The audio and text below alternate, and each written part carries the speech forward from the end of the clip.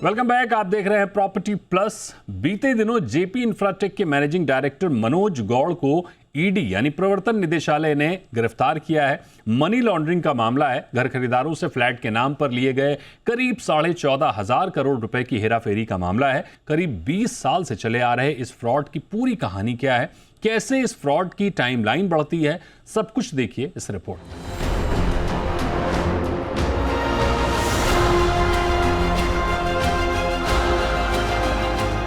ये कहानी शुरू होती है साल 2007 के आसपास, जब निजी डेवलपर्स का बोलबाला बढ़ा। जेपी इंफ्राटेक, जिसे heavy weight real estate developers के तौर पर जाना जाता था, जेपी ग्रुप ने एनसीआर में नोएडा वाले हिस्से में नोएडा एक्सप्रेसवे पर विस्टाउन समेत जेपी ग्रीन्स और कई प्रोजेक्ट बनाने शुरू किए। समूचे रियल एस्टेट प्रोजेक्ट को नोएडा में तब और ज्यादा रफ्तार मिली जब 2010 में यूपी सरकार ने 10% प्रीमियम वाली स्कीम लॉन्च की थी। उस समय नोएडा अथॉरिटी ने एक बहुत ही रिलैक्स्ड पॉलिसी लागू की।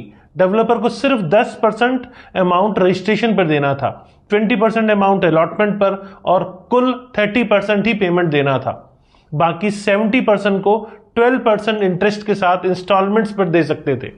24 मंथ्स का मॉनिटोरियम भी था। यह पॉलिसी रिसेशन के दौरान लाई गई थी, लेकिन डेवलपर्स ने इसका सिस्टमेटिक मिसयूज किया।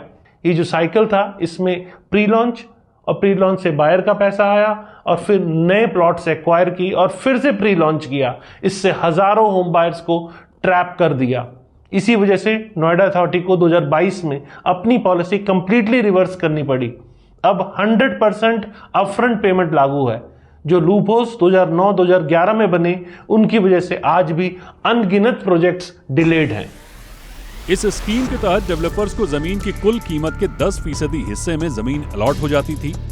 नतीजा ये हुआ कि डेवलपर्स ने अपनी क्षमता से कहीं अधिक प्रोजेक्ट लॉन्च कर दिए। घरों की बुकिंग से आई रकम को डेवलपर्स ने प्रोजेक्ट पूरे करने के बजाय अनाप शनाप खर्चे शुरू कर दिए। नतीजा ये हुआ कि कंपनियों के पास ना तो प्रोजेक्ट के लिए रकम बची और ना ही जमीन की शेष रकम चुकाने के लिए।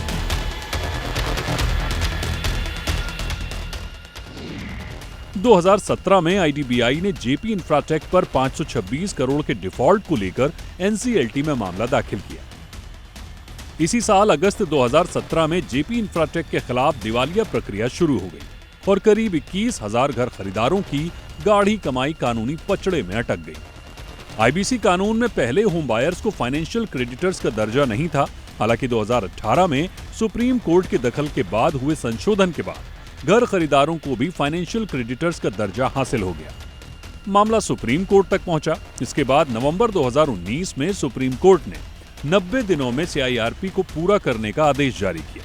हालांकि समय सीमा में कोई पुख्ता समाधान नहीं निकला।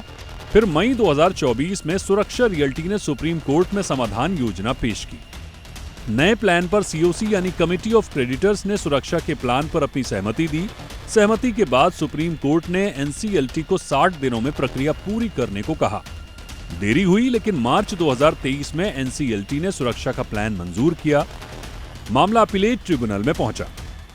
एनसीएलटी में सुनवाई हुई और सुरक्षा के प्लान पर एनसीएलटी ने भी अपना फैसला दिया और जून 2024 में सुरक्षा ने जेपी इंफ्राटेक पर अपना नियंत्रण हासिल किया।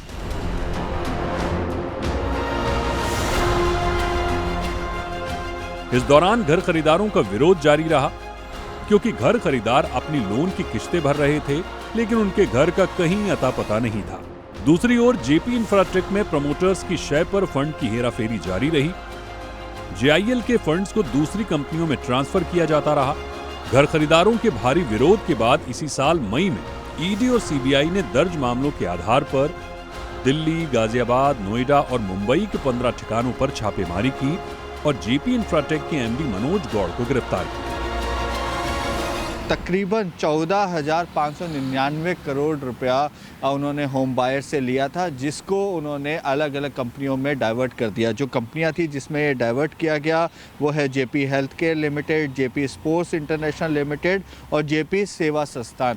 ये 3 ऐसी कंपनियां हैं जो ट्रस्ट हैं जिनमें ये पैसा डाइवर्ट किया गया। जो इन्वेस्टिगेशन में अभी तक निकल कर आया कि जब ये पैसा डाइवर्ट किया गया था तब जेपी सेवा संस्थान के जो चेयरमैन थे वो मनोज गौड़ खुद थे।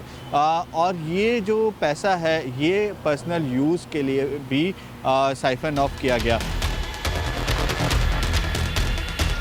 लेकिन बड़ा सवाल जस का तस है कि क्या ये काफी है?